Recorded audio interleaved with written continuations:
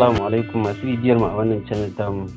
Yanzu ina so in nuna muku yadda za ku lalumo password ɗinku na Gmail.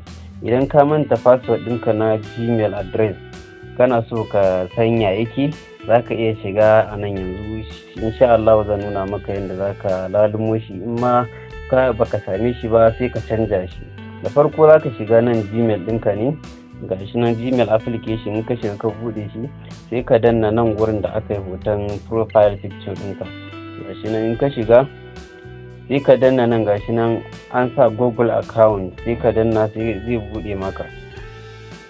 In ka danna ya bude maka, ga wasu information nan anan kala kala, za ka dinga zugowa yana yin ga nan dama da hagu yake.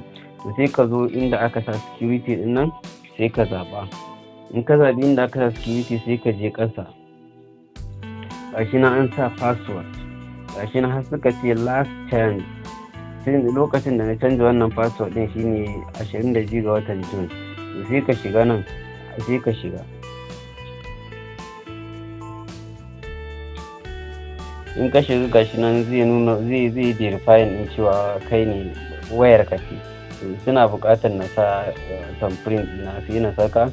Gashi nan ya yi recognizing ɗinsa, zai buɗe mana inda password ɗin yake.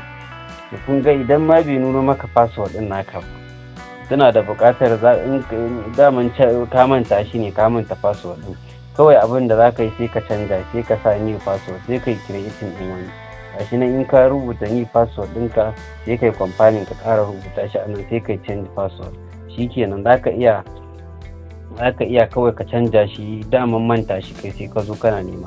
In ka zo kawai ya nuno maka shi kenan, in bai nuno maka ba ma kawai sai ka canja shi. Wannan shine karshen wannan tutorial. Za a sharing ga yan wasu masu amfani. Sai mun haɗu a karo na gaba.